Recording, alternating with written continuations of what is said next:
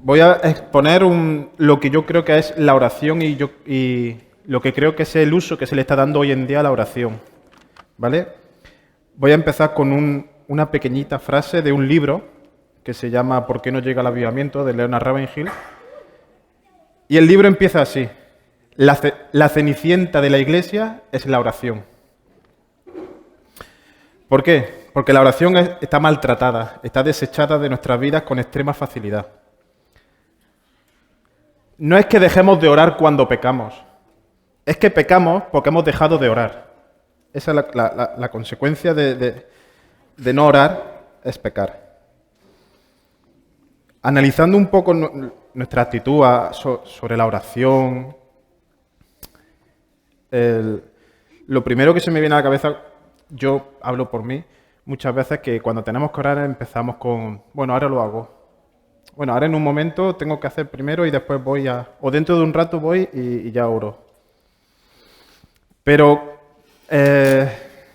la principal referencia, ¿quién es sobre la oración? ¿Quién es nuestro mayor ejemplo sobre la oración? Eso no lo sabemos todos muy bien. Menos mal.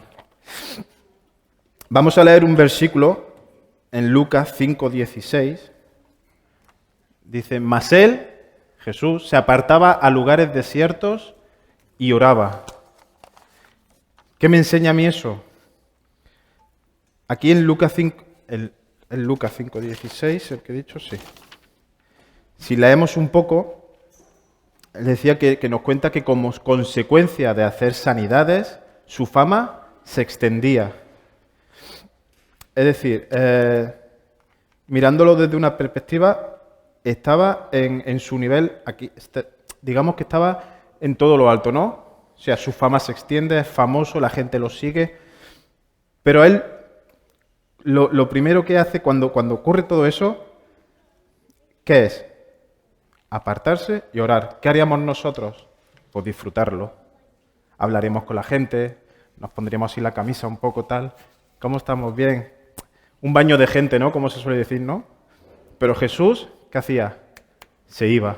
No quería saber nada de nadie, quería orar.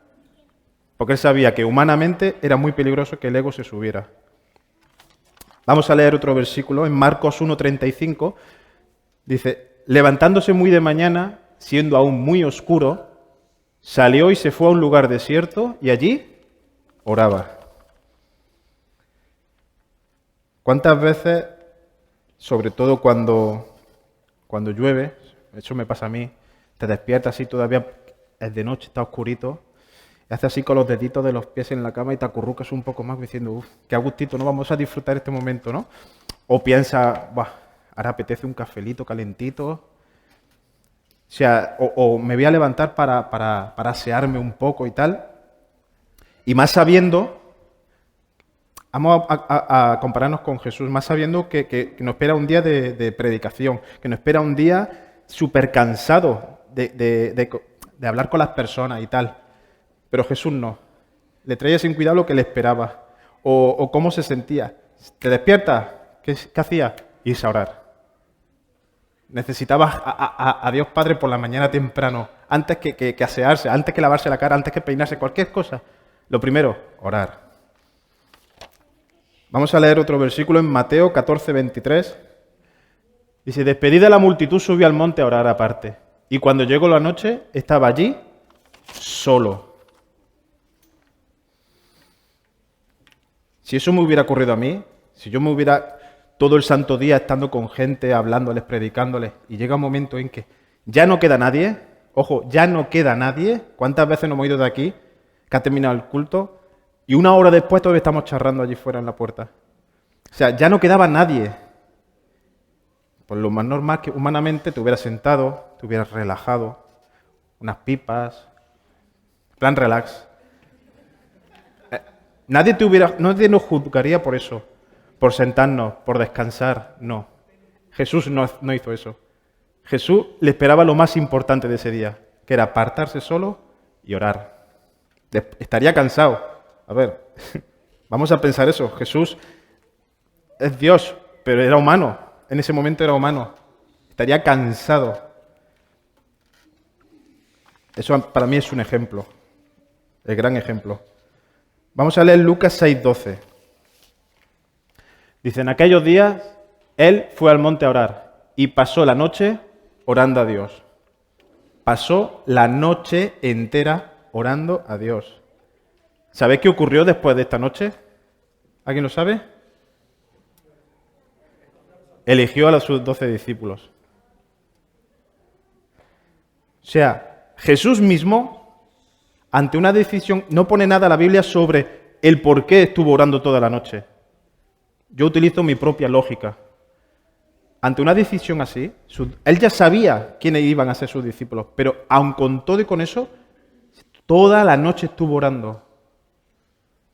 ¿Qué hubiéramos hecho nosotros? ¿Qué hubiera hecho yo? Un par de horas, que ya va bien, y decisiones tomadas, a correr. Y Dios bendice, y después gloria. Jesús no, Jesús estuvo toda la noche, orando toda la santa noche.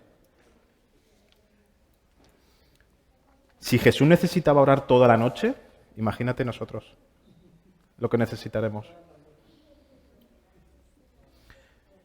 Cualquier decisión que tomemos, no dedícale oración, que Dios bendice.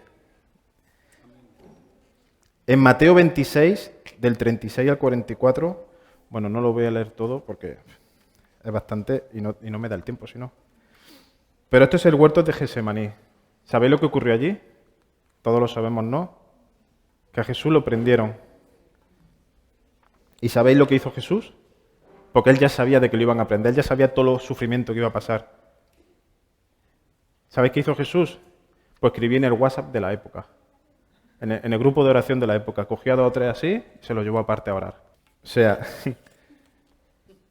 se durmieron, vale, sí, se durmieron. Pero escuchadme, no tenemos por qué estar solos orando. Jesús nos demostró ahí de que somos un grupo y todos oramos juntos.